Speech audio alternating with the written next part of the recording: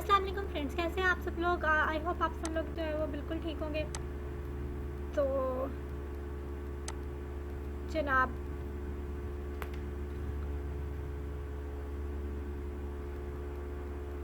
तो हम जो है ना कर रहे हैं यहाँ पर welcome to Videology bye Atiya शौर। ठीक है, आप लोगों का वेलकम है बहुत ज़्यादा। अब हम इस वीडियो में पढ़ेंगे,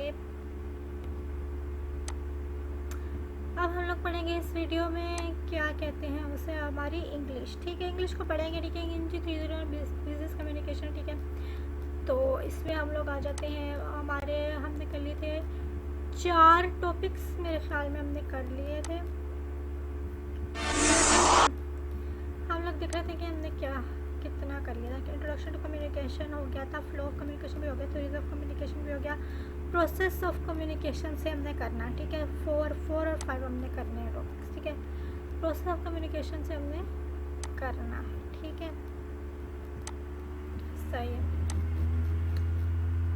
इसमें मेरा डन भी नहीं लिखा हुआ, पीछे वाले में शायद मैंने डन लिखा हुआ होगा।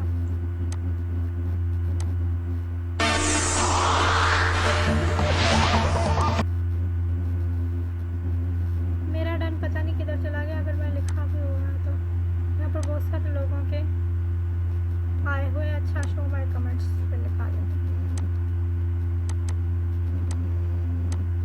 अच्छा, मतलब ये तो क्लोज हो गया, इसमें मेरा शो भी नहीं होगा। ठीक है, लेकिन वैसे हम थ्योरीज ऑफ कम्युनिकेशन पढ़ लिया था। हम चलते हैं आगे, इसकी वीडियो को अच्छे सुन लेते हैं। टॉपिक है process.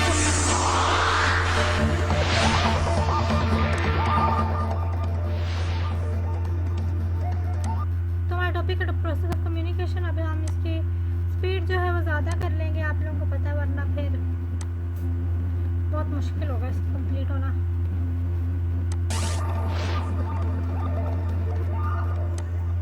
Welcome to virtual videos. This is business communication. ये बिजनेस कम्युनिकेशन का 4th लेक्चर है।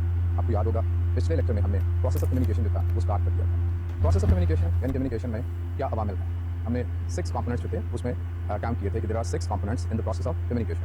आपको याद है पहला कंपोनेंट कौन सा था? पहला कंपोनेंट जी कॉन्टेक्स्ट। पहला कंपोनेंट था कॉन्टेक्स्ट, और दूसरा कंपोनेंट था सेंडर और इनकोडर। तीसरा कंपोनेंट था मैसेज, एंड फोर्थ वन था मीडियम। फिफ्थ वन था रिसीवर, डिकोडर, यानी जो मैसेज आपके मैसेज को रिसीव करता है, and the sixth one was feedback. जी, so there we counted 6 component of process of communication. Context as I discussed is the basic field in which we communicate with people. It includes culture, it includes organization, it includes country, it includes a lot. It includes your internal stimuli, it includes external stimuli, it includes your attitude, your experience, your skill, your likes, your dislikes, your education. I mean, the whole personality of yours include in context. Context के बाद second चीज़ जो है थी वो था आपका encoder, यानी आप जो अपना मैसेज को इनकोड करते हैं, यानी हमारा sender of the message. Sender of the message जो है उसके पास कोई पैगाम होता है और वो उस मैसेज को सेंड करना चाहता है। आपने कोई पैगाम, कोई मैसेज जो है, एक ऑर्गेनाइजेशन में आप काम कर रहे हैं, उस ऑर्गेनाइजेशन में किसी पोजीशन में आप काम कर रहे हैं, किसी स्टेटस पे काम कर रहे हैं, तो आपने एक मैसेज जो है वो कम्युनिकेट करना। आपने एक थैंक यू लेटर लिखना है, या आपने एक रिक्वेस्ट भिजवानी है, इंक्वायरी भिजवानी है, या आपने कोई ऑर्डर प्लेस करना है। तो ये तमाम काम जो है वो आप एज सेंडर कर रहे हैं। उसके लिए आप सर्टन सिंबल्स चुनेंगे कि आपने अपने मैसेज को कैसे देना है, और फिर आप अपने मैसेज को कन्वे करेंगे। तो सेंडर और इनकोडर की हैसियत के बाद जो अगली चीज़ जो अहम है वो है आपका मैसेज। मैसेज क्या होता है? मैसेज को देखते हैं। Message is the main idea that you wish to communicate. It is both verbal, written or spoken. Symbols and non-verbal unspoken symbol. First decide exactly what your message is. Also consider the receiver of your message. यानी message जो है ये आपका core idea है। Core idea से मतलब ये कि ये वो पैगाम है जो आप किसी तक पहुंचाना चाहते हैं। मिसाल के तौर पे आप अपनी पर्सनल लाइफ में भी बहुत से मैसेजेस जो है वो लिखते हैं। आपने अपने किसी दोस्त को मैसेज भिजवाना है, तो वो दोस्त को मैसेज जो है वो अब जब आप लिखेंगे तो आपके पास कोई ना कोई उस मैसेज का कोर आइडिया होगा, कोई ना कोई उस मैसेज की वजह होगी। मिसाल के तौर पे आप अपने दोस्त को मुबारकबाद देना चाहते हैं, आप अपने दोस्त को अपने बारे में, अपने एग्जाम्स के रिजल्ट के बारे में बताना चाहते हैं। तो मैसेज के लिए हम कम्युनिकेशन में जब भी आप कोई लेटर लिखते हैं तो उसमें आपके पास एक कोर मैसेज होता है, वो मौजूद होता है उसके लिए। जैसे मैंने अभी कहा कि आपके पास मुख्तलिफ तरह के मैसेज हो सकते हैं। मिसाल के तौर पे आपने कोई चीज़ ऑर्डर की थी, आपने कोई शर्ट मंगवाई थी, आपने कोई गुड्स मंगवाई थी अपनी पर्सनल जरूरत के लिए या अपनी ऑर्गेनाइजेशन के लिए। जब वो चीज़ें आप तक पहुंची तो उन चीज़ों में कोई प्रॉब्लम था। मिसाल के तौर पे आपने कुछ एसेंस जो थे वो मंगवाए थे, वो एसेंस जब आप तक पहुंचे तो उनमें कुछ एसेंस जो थे वो आपके मतलूबा यानी डिजायर्ड एसेंस जो आपने लिखे थे वो नहीं थे, गलती से आ गए। या ये भी हो सकता है कि कुछ बॉटल जो है वो भी टूटी हुई मिली हुई। तो इस सूरत में अब आपके ऊपर यह है कि आप अपने जो सेंडर हैं, जिन्होंने आपको वो गुड्स जो है वो सप्लाई किए हैं, उनको आप एक लेटर लिखें। तो ये आपका ये जो लेटर है जिसमें आप ये बताएंगे कि आपके पास जो गुड्स पहुंची उनमें क्या गलती है, तो ये कंप्लेंट लेटर जो है वो बन जाएगा। तो यहाँ आपके पास कोर आइडिया क्या है इस मैसेज का, यानी आप कंप्लेन करने का। इसी तरह आप कोई चीज़ बेचना चाह रहे हैं, यानी आपने कोई नया कारोबार स्टार्ट किया and you want to introduce your product और you don't deal in any product, rather you deal in services. तो अब आपको अपनी उन सर्विसेज को अपने कंज्यूमर तक, जो अपना आपका बायर है, उस तक पहुंचाना है। तो अब आप क्या करेंगे, आपके पास वो कोर आइडिया है जिसको आप पहुंचाएंगे। तो मैसेज जो है उसमें हमेशा एक कोर आइडिया होता है। उसके बाद जो है वो डिसाइड करते हैं कि आपने अपने मैसेज को किस तरह कम्युनिकेट करना है, यानी ये चीज़ बहुत ज़रूरी है कि आपने अपने मैसेज को किस तरह कम्युनिकेट करना है। मिसाल के तौर पे आपने सोचना है कि आपका रीडर जो है या आपका लिसनर जो है, अगर सपोज आप स्पोकन मीडियम जो है वो चूज़ करते हैं, वो आपके मैसेज को कैसे लेगा। आपने कंटेंट पे गौर करना है कि आपने अपनी बात जो है उसको किस तरह पहुंचाना है। मिसाल यही देखें कि हमने इस लेक्चर को शुरू किया, हमने प्रोसेस ऑफ कम्युनिकेशन जो है उसको लेके चलना है। इस प्रोसेस को आपको कैसे समझाना है, ये प्रोसेस जो है इसमें मुख्तलिफ कंपोनेंट्स हैं जो मैंने कंपोनेंट्स गिनवाए। इसमें सेंडर भी है, कॉन्टेक्स्ट भी है, इसमें मैसेज भी है, इसमें रिसीवर भी है, चैनल भी है, फीडबैक भी है। तो अब इसको बेहतरीन तरीके से सिखाने के लिए हमने किस ऑर्डर में आपको बात पहुंचानी है। आपने देखा कि हमने पहले इब्तिदा की थी कॉन्टेक्स्ट के साथ, यानी कॉन्टेक्स्ट से हमने बात शुरू की और फिर हम सेंडर इनकोडर पे आए और फिर हम मैसेज पे हैं। यानी ये बात जो है वो एक खास ऑर्डर के तहत जो है वो आप तक कम्युनिकेट हो रही है। इसी तरह जब भी आपके पास एक मैसेज होता है, उस मैसेज में सबसे पहले तो जरूरी बात ये होती है कि आपके पास कोर आइडिया क्या है, क्या बात है जो आप कन्वे करना चाहते हैं। उसके बाद दूसरी बात यह है कि अपनी इस बेसिक आइडिया को आप किस तरह बयान करें। ये एक बहुत मुश्किल मसला है। किसी भी बात को हम आमतौर पर आप देखें कि जिंदगी में हमें जब कोई बात किसी को कहनी होती है तो उस वक्त हमारे पास हमारे जहन में बात होती है कि हम क्या बात दूसरे शख्स को कहना चाहते हैं, लेकिन उस बात को जब हम करने लगते हैं तो हम मुख्तलिफ कन्फ्यूजन का शिकार हो जाते हैं। या जब उस बात को हम लिखने के लिए बैठते हैं तो हमारे पास ये तो होता है कि what we have to say, but how to say, it's very difficult. I've seen a lot of people when they try to communicate what they want to say, they get stuck up. बोलते हुए stuck up हो जाते हैं और लिखते हुए भी stuck up हो जाते हैं। तो आपका कोर आइडिया जो है, उसके बाद जो अगली चीज़ जो है वो ये है कि आपने अपनी बात को किस तरह कम्युनिकेट करना है। आपने कौन से कंटेंट्स जो है उनको चूज़ करना है। आपने कंटेंट्स चूज़ कर लिए, लेकिन यहाँ एक और बहुत बात है जिसको आपको समझना है, और वो ये है कि हाउ योर रिसीवर और your listener is going to react. यानी आप जब भी कोई मैसेज होते हैं तो आपका मतलब अपने मतलूबा नताइज को हासिल करना है। अब इन मतलूबा नताइज को हासिल करने के लिए ज़रूरी है कि आपको पता होना चाहिए कि आपने अपनी बात को कैसे बयान करना है कि आपकी बात जो है वो दूसरा शख्स समझ जाए। तो मैसेज में इस चीज़ का ख्याल रखना बहुत ज़रूरी है कि आप अपनी बात को किस तरह कहेंगे, आपकी बात जो है वो कैसे समझेगा। ये बात याद रखें कि जब मैसेज देने लगते हैं तो मैसेज में बात को कैसे कम्युनिकेट करना एक अहम हैसियत का हामिल है। इसके नताइज जो है वो आपकी कम्युनिकेशन को इफेक्टिव या नॉन इफेक्टिव जो है वो कर सकते हैं। तो कम्युनिकेशन जो है इसको समझने के लिए ज़रूरी है कि हम ये समझें कि जब हमारे पास मैसेज है, उस मैसेज को हमने कैसे कम्युनिकेट करना है। इसके बाद अगली चीज़ जो है मैसेज के बाद वो है मीडियम या चैनल। ये एक बहुत अहम कंपोनेंट है कम्युनिकेशन का, इसको अंडरस्टैंड करना ज़रूरी है। देखते हैं कि चैनल में क्या क्या चीज़ें शामिल हैं। मीडियम या channel, it means the way by which message is communicated. यानी मीडियम से मुराद वो वे है जिसके जरिए एक मैसेज जो है वो कम्युनिकेट जो है वो किया जा रहा है।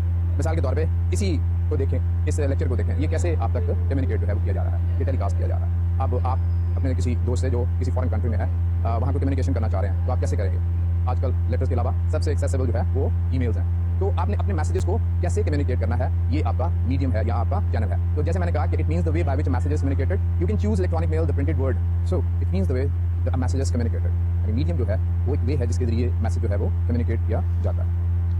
मीडियम जो है ये रिटन मीडियम भी है और स्पोकन मीडियम भी है, ये वर्बल भी है और नॉन वर्बल भी है। यानी मीडियम में आपके पास बहुत सी चॉइस जो है वो मौजूद है। जैसे आपने लेक्चर देना है तो लेक्चर जो है उसमें आप स्पोकन मीडियम जो है वो यूज़ करें। आपने कोई मैसेज जो है वो किसी बड़ी कम्युनिटी को, लार्जर ऑडियंस को पहुंचाना है तो उसके लिए आप कोई रिटन मीडियम जो है वो भी यूज़ कर सकते हैं। यानी आपने अपने मैसेज को किस तरह कम्युनिकेट करना है और ये हमेशा ये डिटरमिन करेगा आपका और आपके जो रिसीवर हैं उनके रिलेशनशिप के ऊपर। मिसाल के तौर पे अगर आप अपनी ऑर्गेनाइजेशन के अंदर मैसेज पहुंचाना चाह रहे हैं तो आपके पास दो तरीके हैं। एक तो ये कि आप रिटन मैसेज भिजवा दें और दूसरा तरीका जो है वो ये है कि आप स्पोकन मैसेज जो है वो दें। रिटन मैसेज मिसाल के तौर पे आपने अगर भिजवाना है तो आप मेमो जो है वो लिख सकते हैं, आप रिपोर्ट जो है वो लिख सकते हैं, आप ऑर्गेनाइजेशन खासतौर पे बड़ी ऑर्गेनाइजेशन में लेटर जो है वो लिख सकते हैं, आप ईमेल जो है वो भिजवा सकते हैं। तो लेकिन आपने कौन सा मैसेज जो है वो भिजवाना है ये डिटरमिन करेगा आपके रिलेशनशिप के ऊपर कि ये लेटर, ये मैसेज जो है वो अपने पीयर्स को भिजवा रहे हैं या ये मैसेज जो है वो आप अपने सुपीरियर्स को भिजवा रहे हैं और this message is going downwards. यानी कम्युनिकेशन का फ्लो जो है वो किस तरफ है, अपवर्ड्स है, हॉरिजॉन्टल है या डाउनवर्ड है, ये डिटरमिन करेगा कि आपने कौन सा मीडियम जो है वो चुनना है। इसी तरह आपने जब स्पोकन मीडियम जो है वो चुनना है तो उसमें भी आपका और आपके जो रिसीवर जो है उनका रिलेशनशिप जो है वो डिटरमिन करेगा। अगर याद रखिए कि ये बात कि आपने कौन सा मीडियम चुनना है इसके लिए बेशुमार चीज़ें जो हैं वो इसमें इन्वॉल्व हैं। आपने मैसेज को जो पहुंचाना है उसमें टाइम एक बहुत बड़ी अहमियत का आमिल है। यानी जैसे अगर आपको फौरी तौर पे कोई गुड्स जो है वो चाहिए तो आप उन गुड्स को किसी एयर कार्गो के जरिए मंगवाएंगे, लेकिन वही गुड्स जो है वो अगर आपको डिलेड चाहिए, खास टाइम पीरियड में चाहिए जिसमें कोई जल्दी नहीं है, तो वो गुड्स जो है वो आप किसी भी शिपिंग फर्म के जरिए मंगवा सकते हैं। तो आपका मीडियम जो है उसकी चॉइस न सिर्फ ये कि आपका रिलेशनशिप क्या है उस पर डिपेंड करता है, बल्कि इसमें टाइम का फैक्टर जो है वो भी एक अहम फैक्टर है। इसके अलावा एक बात जो है कि रिटन मीडियम आपने चूज़ करना है या आपने ओरल मीडियम जो है वो चूज़ करना है, ये इसको आप मुंतखब करेंगे दोनों मीडिया के मुख्तलिफ जो बेनिफिट्स हैं उनकी बिना के ऊपर। मिसाल के तौर पे जब आप ओरल मीडियम जो है वो चूज़ करते हैं तो ओरल मीडियम का क्या फ़ायदा। For example if I am talking to you using this oral medium, I'm trying to translate or to copy or to convey you all the information that I have read from some book. If you read those that information from that book, you will find it differently the way I'm trying to convey. यानी मैं आपको जिस तरह ये बात जो है वो पहुंचाने की कोशिश कर रहा हूँ, मैं एक तो ये कि आपको अपने जहन में रखते हुए आपके साथ एक गुफ्तगू का सा अंदाज जो है वो बनाए हुए हूँ। मैं आपको मुखातिब किए हुए हूँ, मैं छोटे सेंटेंस जो है वो बोलने की कोशिश कर रहा हूँ। मेरा जो आपके साथ रिलेशनशिप जो है वो इस ऑरल मीडियम में डिफरेंट रिलेशनशिप है। अगर इसकी बजाय मैं किताब में कुछ लिखता जो आपको एज ए रीडर पढ़ने को मिलता। मैं जो इन्फॉर्मेशन दे रहा हूँ उसमें कम से कम टेक्निकल टर्म्स जो है वो इस्तेमाल करने की कोशिश कर रहा हूँ। लेकिन ज़रा सोचिए कि अगर मैं लिख रहा होता तो मैं ज़्यादा टेक्निकल टर्म्स जो है वो इस्तेमाल कर रहा होता। इसी तरह मैं उसमें ज़्यादा बड़े कॉम्प्लेक्स सेंटेंसेस जो है वो इस्तेमाल करने की कोशिश करता। और मेरी राइटिंग जो होती है वो इम्पर्सनल होती है, यानी रीडर के साथ उसका कोई रिलेशनशिप नहीं होता। आप किसी चीज़ को खरीदते हैं, सपोज उस चीज़ में एक कोई आपने गैजेट खरीदा तो एक यूज़र मैनुअल जो है वो भी आपको साथ दिया जाएगा। उस मैनुअल में आपको बताया जाएगा कि कैसे चीज़ जो है वो इस्तेमाल करते हैं। लेकिन अगर वही गैजेट जो है आपको कोई इंस्ट्रक्टर उसके बारे में इन्फॉर्मेशन दे रहा होता तो क्या ख्याल है, दोनों के अल्फाज जो हैं वो एक होते? मेरा ख्याल आप मुझसे इत्तेफाक करेंगे कि दोनों के अल्फाज जो हैं वो मुख्तलिफ होते हैं। इंस्ट्रक्टर जब बता रहा होता है तो वो छोटे छोटे जुमले बोल रहा होता, सादा जुबान होता, आपके साथ आई कांटेक्ट होता, आप उस वक्त उस गुफ्तगू में शरीक हो गए होते। आप कोई भी बात जो आपको नहीं समझ आ रही आप उसको पूछ सकते। लेकिन जब आप पढ़ रहे होते हैं तो उसमें राइटर जो होता है वो आपको जो इन्फॉर्मेशन दे रहा होता है वो इम्पर्सनल होकर दे रहा होता है। उस इन्फॉर्मेशन में टेक्निकल टर्म्स जो है वो इस्तेमाल की जाती हैं, सेंटेंस कॉम्प्लेक्स होते हैं। उसके अलावा उसमें एक फायदा जो है वो यह है कि किसी भी वक्त राइटर जो है वो अपनी बात को रिवाइज कर सकता है इससे कबल कि उसकी बात जो है वो रिसीवर तक पहुंचे। लेकिन स्पोकन मीडियम में अपनी बात को जब एक दफ़ा कोई शख्स कह देता है तो वो बात जो है उसको दोबारा ऑब्वियसली हम उसको ज़्यादा वाज़ेह कर सकते हैं या उसमें कोई कमी बेशी कर सकते हैं। लेकिन एक बात जो कही गई होती है वो कह दी गई होती है। तो हमारे पास ये रिटन और स्पोकन मीडियम जो है इन दोनों को जब हम चूज़ करते हैं तो हमारे जहन में कुछ खास बातें होती हैं। तो मीडियम जो है या चैनल जो है इसको मुंतखब करते वक्त जो कम्युनिकेटर जो है उसको बहुत सी चीज़ों का ख्याल रखना पड़ता है कि वो एक मीडियम को या एक चैनल को क्यों चूज़ कर रहा है। देख, और अभी मैंने जैसे कुछ आपको बातें बताई कि स्पोकन मीडियम जो है वो कुछ खास वजूहात की बिना पे मुंतखब किया जाता है और रिटन मीडियम जो है वो खास वजूहात की बिना पे चूज़ किया जाता है। देखते हैं कि वो खास वजूहात कौन कौन सी है। The oral communication brings back immediate feedback, यानी ओरल कम्युनिकेशन जो है उसका सबसे पहला फायदा जो है कि वो इमीडिएट फीडबैक जो है वो ले आती है। मैंने आपको कहा आप लिखें, जब क्लास में एक टीचर अपने स्टूडेंट्स को कहता है ओके राइट, तो उसका क्या फायदा होता है? उसका फायदा होता है कि उसको फौरन पता लग जाता है कि उसकी बात पे अमल हो रहा है, फीडबैक फौरी तौर पे मिल जाता है। इसी तरह आपको कोई इन्फॉर्मेशन पास ऑन करनी है तो अपनी ऑर्गेनाइजेशन में आपने टेलीफोन उठाया या आप उठ के चले गए, या अगर आप इस स्टेटस में या इस पोजीशन में आए कि आप इन्फॉर्मेशन जिससे आपको चाहिए उसको बुलवा लिया, तो जैसे ही आपने सवाल किया आपको जवाब मिल गया। जैसे ही आपने कम्युनिकेट किया, आपने मैसेज को सेंड किया, फौरी तौर पर आपके रिसीवर ने रिएक्ट किया। तो ओरल कम्युनिकेशन की सबसे बड़ी खूबी है कि उसका इमीडिएट फीडबैक होता है, यानी फीडबैक फौरी तौर पर महसूस हो जाता है। Whatever you want to know you can know it very instantly. It has a conversational nature with shorter words and sentences. आपको पता है कि गुफ्तगू में छोटे छोटे अल्फाज इस्तेमाल होते हैं और जुमले भी छोटे होते हैं। It stresses on interpersonal relationship, यानी जब ओरल कम्युनिकेशन हो रही होती है तो ये कम्युनिकेशन जो है ये दो अफराद या एक छोटे से लोगों के मजमूए के दरमियान हो रही होती है। तो इसके नतीजे में एक इंटरपर्सनल रिलेशनशिप कायम होता है। जैसे मैं अपनी क्लास को पढ़ा रहा हूँ तो मैं अपनी क्लास के साथ एक इंटरपर्सनल रिलेशनशिप में इंगेज हो जाता हूँ। We act and react. This medium needs less technical details, यानी ओरल मीडियम का सबसे अहम फायदा यह है कि बात को समझाया जा सकता है और बात को समझाने के लिए सादा जुबान जो है वो इस्तेमाल की जाती है और इसमें टेक्निकल जो डिटेल्स होती हैं वो कम होती हैं। यानी आप किसी बात को जब टेक्निकली समझाना चाहते हैं तो उसके लिए मीडियम जो है वो रिटन ज़्यादा बेहतर होता है। लेकिन बात को जब आप फौरी तौर पे कन्वे करना चाहते हैं तो ओरल मीडियम जो है ये ज़्यादा इफेक्टिव मीडियम है। Its sentences structures are simple, यानी सबसे बड़ा बात ये ओरल मीडियम की स्पेस के जुमलों का स्ट्रक्चर जो है वो बड़ा सीधा होता है। You use normally imperative sentence, okay take down your notes, okay tell me about this assignment, you can ask your subordinate. यानी sentences are very simple. Normally more interrogative sentences are used in oral medium, more imperative sentences are used in oral medium, more exclamatory sentences are used in oral medium. और इसके नतीजे में ये interpersonal relationship को ज़्यादा करता है। तो हम अगर ओरल मीडियम को देखें तो ओरल मीडियम जो है ये जल्दी फीडबैक ले आता है। एक बार सादा वर्ड होते हैं, टेक्निकल टर्म जो है वो कम इस्तेमाल करते हैं। इसके साथ इंटरपर्सनल रिलेशनशिप जो है वो ज़्यादा होता है और इसके साथ साथ इसका जो सेंटेंस स्ट्रक्चर जो है वो बहुत सादा होता है। तो अगर आपको एक ऐसी इन्फॉर्मेशन पास ऑन करनी है कि जिसमें आप ये तमाम खूबियाँ जो है वो चाहते हैं, तो आप नॉर्मली ओरल कम्युनिकेशन जो है उसको अडॉप्ट करेंगे। लेकिन अब अगर इसके मुकाबले में आपको ज़रा टेक्निकल इन्फॉर्मेशन जो है वो पास ऑन करनी है, आपको डॉक्यूमेंटेशन की ज़रूरत है, आप चाहते हैं कि आपके पास एक परमानेंट रिकॉर्ड जो है वो मौजूद रहे, तो ऐसी सूरत में आप कौन सा मीडियम यूज़ करेंगे? जी, रिटन मीडियम। तो आइए देखते हैं कि रिटन मीडियम जो है उसकी क्या क्या खूबियाँ हैं। The written medium is more formal with focus on contents. It can convey any amount of technical information. It is best for permanent record. This medium uses longer words, longer sentences. It brings delayed feedback.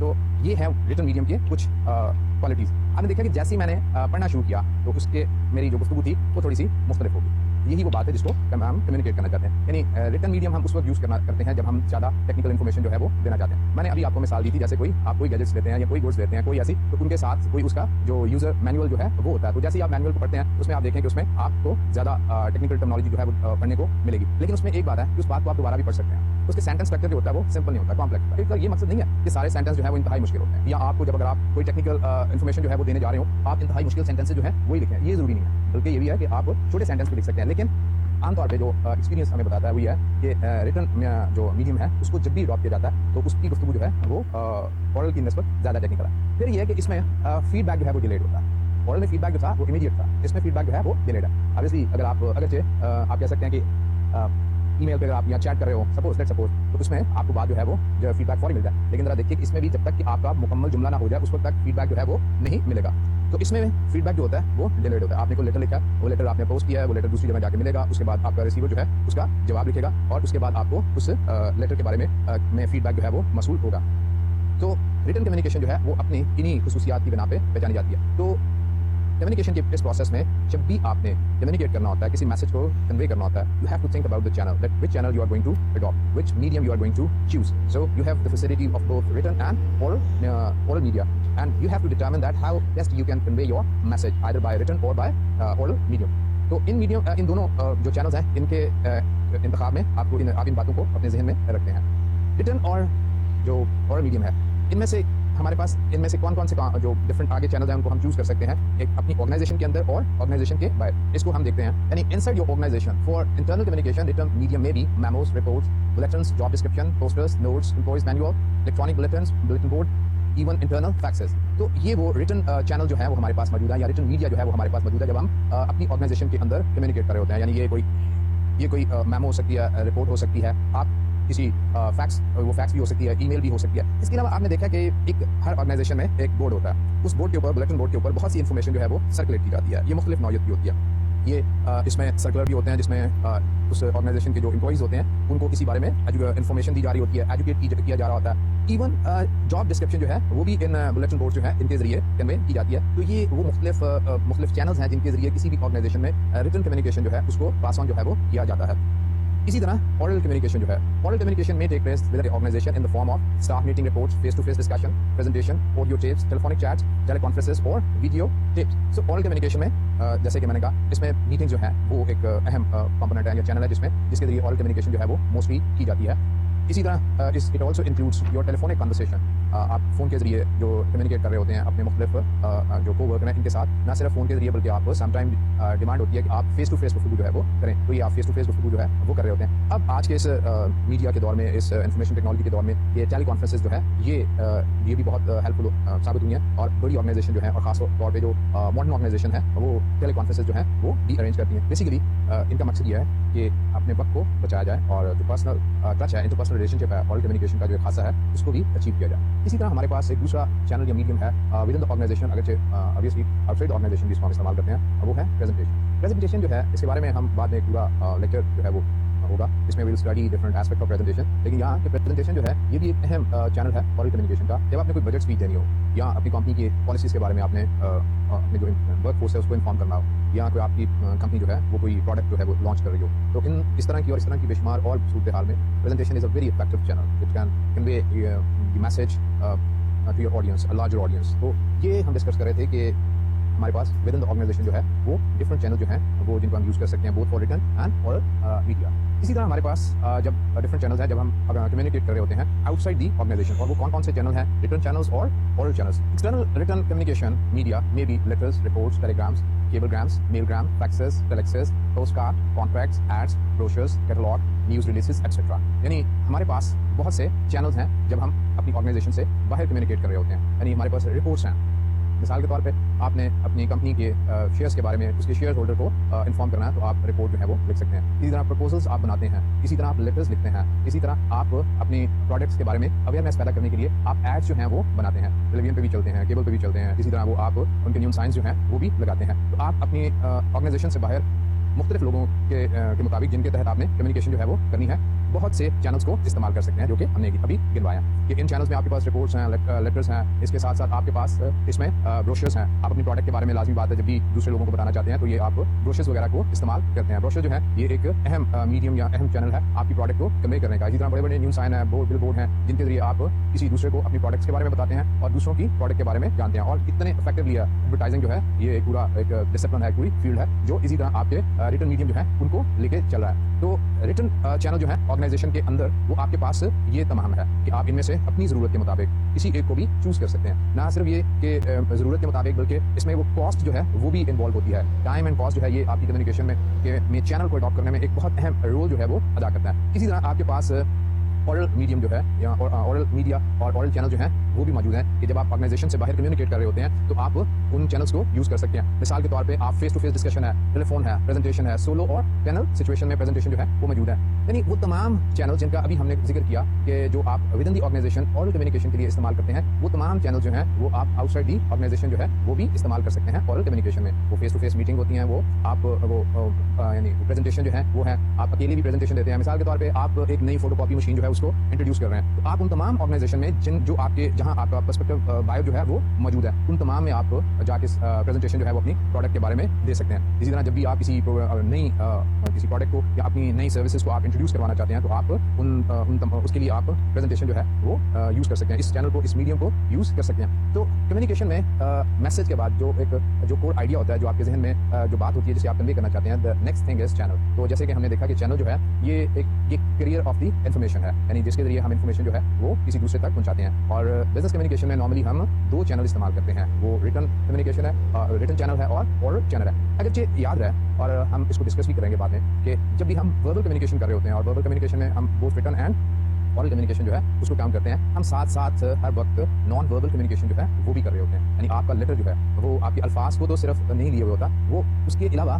कई दूसरी बातें जो है वो आपके reader को convey कर रहा होता है। तो ये नॉन वर्बल कम्युनिकेशन यानी ये नॉन वर्बल चैनल्स जो होते हैं ये हमेशा वर्बल चैनल्स के साथ साथ मूव कर रहे होते हैं। So with verbal channel you are always communicating non-verbal, यानी अपने verbal channel both written and oral के साथ आप हमेशा non-verbal भी communicate कर रहे होते हैं। अब हम शुरू हैं कॉन्टेक्स्ट से।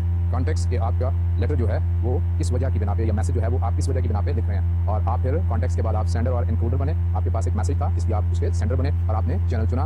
इट वॉज आइदर रिटन और oral and now your message reaches your its destination, यानी आपका मैसेज जो है वो अपनी मंजिल पे पहुंचता है और यहाँ दाखिल होता है आपकी कम्युनिकेशन का रीडर या आपकी कम्युनिकेशन का रिसीवर। तो हमारा अगला कंपोनेंट जो है, पांचवा कंपोनेंट जो है वो इस प्रोसेस ऑफ कम्युनिकेशन में वो हमारा रीडर या रिसीवर ऑफ द मैसेज है। रीडर और रिसीवर ऑफ द मैसेज जो है वो इस पूरे कॉन्टेक्स्ट में एक बड़ा इंपॉर्टेंट फैक्टर या इंपॉर्टेंट कंपोनेंट है। आपने अपना मैसेज जो है वो उस ही के लिए लिखा है, इसके बारे में देखते हैं। यानी रिसीवर या decoder of your message is your reader और योर लिसनर। यानी अगर आपने कोई रिटन कम्युनिकेशन भिजवाया तो वो आपका रीडर है, और अगर आप ऑरली कम्युनिकेट कर रहे हैं तो वो आपका लिसनर है, क्योंकि वो भी आप ही की तरह ह्यूमन बीइंग है। तो इसलिए जिस तरह वैसियत सेंडर हमने डिस्कस किया था कि सेंडर जो है उसकी कम्युनिकेशन में बहुत सी चीज़ें इन्वॉल्व होती हैं। वो कौन कौन सी चीज़ें अगर आप याद करें, एटीट्यूड, वो एटीट्यूड, उसके बाद स्किल्स, उसके बाद लाइक्स, उसके बाद डिसलाइक्स, उसके बाद स्टेटस, पोजीशन, ये तमाम चीज़ें जो हमने सेंडर के लिए डिस्कस की थी, वो तमाम चीज़ें जो हैं वो हम रिसीवर के लिए भी वही तस्वुर करते हैं कि रिसीवर जो है उसके ऊपर भी तमाम फैक्टर्स जो हैं वो इन्वॉल्व हो रहे होते हैं।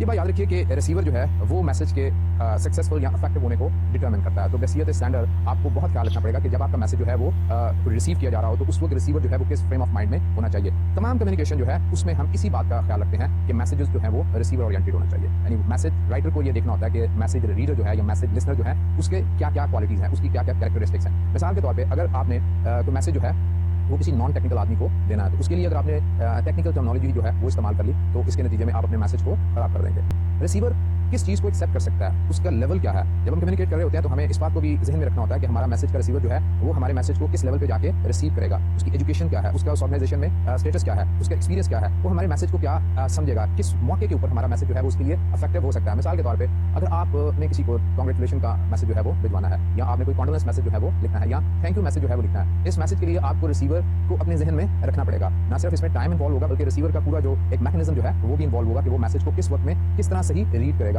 तो रिसीवर जो है उसकी तमाम स्किल्स, उसका तमाम एक्सपीरियंस, उसके एजुकेशन, लाइक डिसलाइक जो है, इन तमाम बातों को जहन में रख के हम मैसेज को कम्युनिकेट करते हैं। और रिसीवर जो है जब मैसेज को लेता है तो उसके सामने ये तमाम बातें जो है वो होते हैं। वो किसी भी मैसेज को समझने के लिए अपने तमाम कैरेक्टरिस्टिक जो है उनको यूज करते हुए ही आपके सिंबल्स को डिकोड कर रहा होता है। अगर आप किसी आदमी को ओरल मैसेज दे रहे हो और ओरल मैसेज जो है वो उस लिसनर के यानी रिसीवर की जुबान के अलावा किसी दूसरी जुबान में दिया जा रहा हो तो रिसीवर जो है वो नहीं समझ पाएगा। तो इस मैसेज के सक्सेसफुल करने के लिए आपको तमाम बातों का ख्याल रखना पड़ेगा कि रिसीवर जो है वो मैसेज को कैसे लेता है। अब आपके पास एक मैसेज था, आपने उस मैसेज को किसी चैनल के जरिए भिजवा दिया और किसी शख्स ने या मुख्तलिफ लोगों ने उस मैसेज को रिसीव कर लिया, और उस मैसेज को रिसीव करते हुए वो तमाम कैरेक्टरिस्टिक जो थी वो साथ साथ वो उसमें शामिल थी, जिसके नतीजे में मैसेज रिसीव हुआ। अब मैसेज जब रिसीव हो गया तो उसके बाद हमारा अगला यानी सिक्स्थ कंपोनेंट जो है वो स्टार्ट हो जाता है। और सिक्स्थ कंपोनेंट जो है वो क्या है? वो है फीडबैक। यानी मैसेज रिसीव होने के बाद अब उसका एक फीडबैक जो है वो हासिल होगा सेंडर को। ये फीडबैक जो है ये मुख्तलिफ किस्म का हो सकता है। मिसाल के तौर पे you had ordered for needed supplies और वो आपको ऑर्डर जो है वो आपको मिल गया, तो ये भी एक तरह का फीडबैक है। फीडबैक रिटर्न भी होगा और फीडबैक ऑरल भी होगा।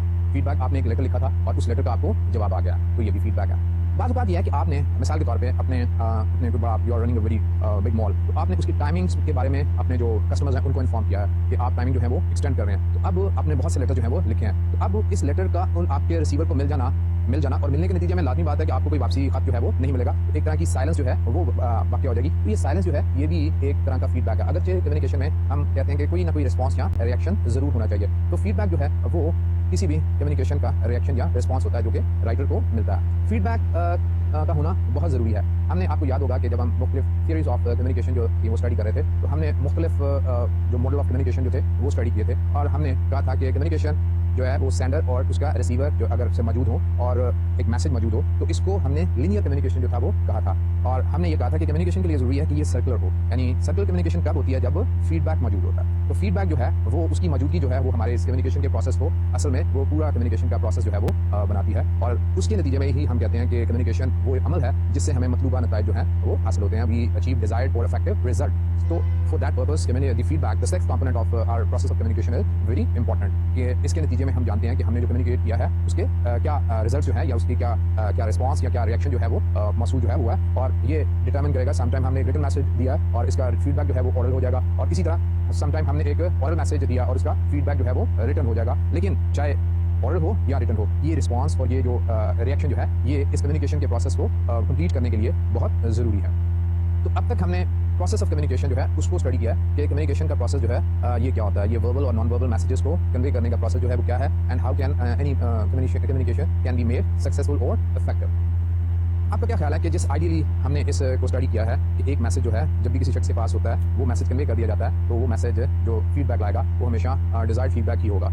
आपने कितनी दफ़ा अपने दोस्तों से बात की अपनी पर्सनल लाइफ में, या कितनी दफ़ा आपने अपनी ऑर्गेनाइजेशन में गुफ्तगू की, लेकिन आपके जहन में जो आया मैसेज था, वो जब मैसेज किसी दूसरे शख्स के पास पहुंचा तो उस मैसेज के ऊपर बेशुमार सवाल जो थे वो कर दिए गए। हालांकि आपका ख्याल था कि उसमें कोई प्रॉब्लम नहीं है, लेकिन वो मैसेज जो था वो बहुत सी प्रॉब्लम्स को क्रिएट करने वाला बन गया। तो इसका ये मतलब यह है कि किसी भी कम्युनिकेशन के प्रोसेस को कामयाब करने के लिए सिर्फ ये 6 कंपोनेंट्स जो हैं इन्हीं को जानना जो है वो ज़रूरी नहीं है। इसके लिए बेशुमार और चीज़ें भी ज़रूरी हैं। मैं आपको हर लेक्चर में एक बात ऑलमोस्ट रिपीट करता आया हूँ, और वो ये है कि हम कई दफ़ा अपने आप को इस सिचुएशन में पाते हैं कि जब हम ये अपने किसी कोलीग से कह रहे होते हैं या अपने किसी सुपीरियर से कह रहे होते हैं या अपने जूनियर से कह रहे होते हैं या अपनी पर्सनल लाइफ में अपने मुख्तलिफ फ्रेंड से या मुख्तलिफ रिलेटिव से ये बात कह रहे होते हैं कि I didn't mean what I से, यानी मेरा ये मतलब नहीं था जो मैंने कहा है। इसका मतलब ये हो गया कि हम जो कह रहे होते हैं, हम अपनी बात जो कह रहे होते हैं उसमें अपनी बात को कन्वे करने के लिए जो हम लफ्ज़ चुन रहे होते हैं, वो जो वर्ड्स चुन रहे होते हैं, उन वर्ड्स के मीनिंग जो हैं वो हमारे और हमारे रिसीवर के दरमियान मुख्तलिफ हैं। ना सिर्फ ये कि बाज़ औक़ात वर्ड्स जो हैं वो मुख्तलिफ मफ़हूम रखते हैं जिसको हम डिटेल से आगे डिस्कस करेंगे, बल्कि इसके अलावा भी बेशुमार चीज़ें होती हैं जिनका हमें ख्याल रखना होता है। यानी हर वर्ड जो है उसका एक ख़ास मौका महल होता है। मैंने अभी आपको फीडबैक का जिक्र करते हुए कहा था कि आपने अगर कोई कांग्रेचुलेशन का लेटर लिखना है या आपने कोई थैंक यू लेटर लिखना है या कॉन्डोलेंस लेटर लिखना है, तो अगर आपने वो टाइम पे भिजवा दिया तो उसका मीनिंग जो है वो डिफरेंट है। यानी आपने को कॉन्डोलेंस लेटर लिखना था, वो कॉन्डोलेंस लेटर को आपने फौरी तौर पे भिजवा दिया, तो कांग्रेचुलेशन लेटर लिखना था उसको आपने फौरी तौर पे भिजवा दिया, तो उसका इफेक्ट जो है वो डिफरेंट होगा। लेकिन वही अगर डिलेड हो गया तो उसका इफेक्ट जो है वो बिल्कुल डिफरेंट होगा। तो ये बात याद रखिए कि कम्युनिकेशन का हर एक्ट जो है वो लाजमी नहीं है कि सक्सेसफुल जो है वो उसमें सारे कंपोनेंट्स भी मौजूद हो, लेकिन उसके बावजूद वो ज़रूरी नहीं है कि वो सक्सेसफुल हो। मिस कम्युनिकेशन का बहुत चांस जो है वो रहता है, बल्कि मिस कम्युनिकेशन को इफेक्टिव बनाने के लिए हमें बहुत सी दूसरी चीज़ों को भी अंडरस्टैंड करना होता है। तो अपने नेक्स्ट लेक्चर में हम मिस कम्युनिकेशन के हवाले से गुफ्तगू करेंगे। आज के अपने इस लेक्चर को यही खत्म करते हैं, फिर मिलेंगे। खुदा हाफिज़।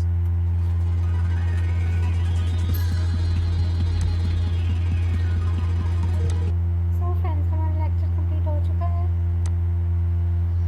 आई होप आप लोग को मेरी आवाज़ बिल्कुल क्लियर आ रही होगी।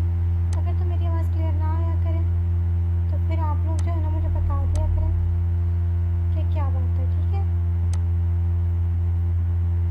तो क्या मतलब कि मेरी आवाज़ क्लियर नहीं आ रही, सही है? तो अब हम चलते हैं अपनी रीडिंग की तरफ। हमारी रीडिंग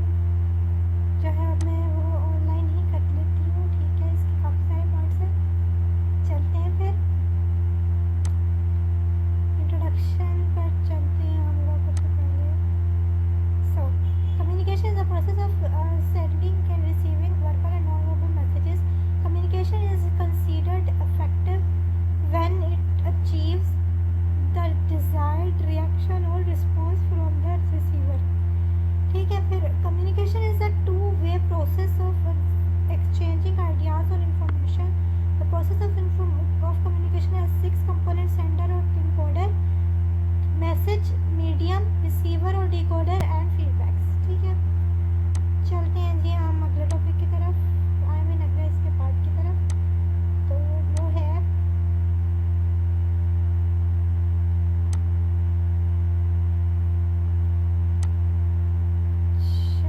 तो ये आया नहीं है, कॉन्टेक्स्ट में आ जाते हैं। ठीक है, तो जनाब कॉन्टेक्स्ट में हमारे पास है एवरी मैसेज वेदर ओरल और written begins with context. Context is broad field that includes country, culture, organization, external and internal stimuli.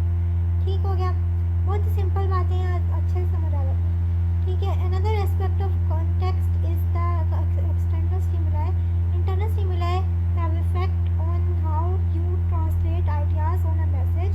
ठीक है, your attitudes, opinions, emotions, past experiences, likes and dislikes, education, job status and confidence in your communication skills all influences the way you communicate your ideas, especially important in your ability to analyze your receivers cultural viewpoint, needs, skills, status, mental ability, experience and expectation. You must consider all these aspects of context in order to communicate a message effectively. ठीक हो गया जनाब। उसके बाद है sender और encoder. While sending a message, you are the encoder, the writer or speaker. Depending on whether your message is written or oral, you choose symbols, words, graphic pictures that express your message so that the receiver will understand and react as you desire. ठीक है, you decide which symbols best convey your message and which message channel will be most effective among the oral and written media, letter or memo or telephone etc. ठीक हो गया, आगे हमारे पास आ गया message. The message is the main idea that you wish to communicate. It is of both verbal or written or spoken symbols and non-verbal unspoken symbols. First, decide exactly what your message is. Also consider the receiver of your message. You must also consider your context and your receivers as well. How your receiver will interpret your message and how it may affect your relationship. ठीक हो गया, उसके बाद हमारे पास में आता है medium और channel. It means that the way by which a message is communicated. You can choose electronic mail, the printed word or sound, etc. The choice of medium is affected by the relationship between the sender and the receiver. The urgency of a message can also be affected in whether to use the written or spoken medium. You may also consider factors such as importance, number of receivers, cost and amount of information. You must also consider which medium is preferred in the receiver's culture. ठीक है, based on research, the following describe some of the characteristics found in oral and written communication. ठीक है, तो सही हो गया। अब हम चलते हैं आगे oral communication. The oral communication brings back immediate feedback. It has a conversational nature with shorter words and sentences. It stresses on interpersonal relations. This medium needs less technical details. Its sentence structures are simple. ठीक है, उसके बाद में written communication. This medium is more formal with focus on contents. It can convey any amount of technical information. It is best for permanent record. This medium uses longer words and longer sentences. It brings delayed feedback. Internal communication consists of sending messages inside your organization. External communication consists of sending messages outside your organization. For internal communication, written media may be memos, reports, bullet points, job descriptions, posters, notes, employee manuals, electronic bulletin boards, even internal faxes. ठीक हो गया। Oral communication may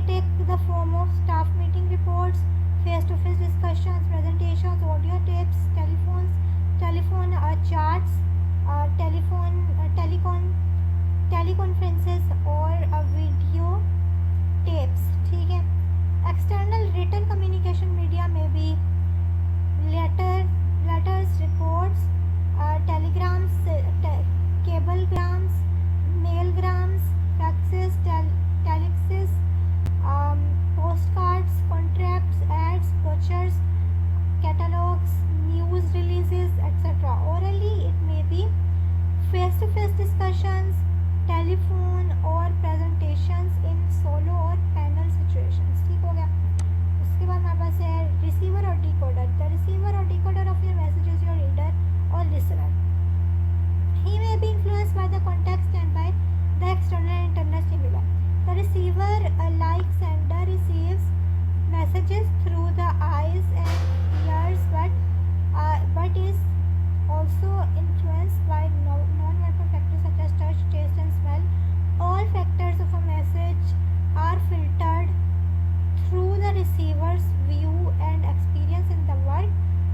Therefore, miscommunication can occur when personal biases and individual values cause the receiver to misinterpret the sender's internal message. सही हो गया। तो हम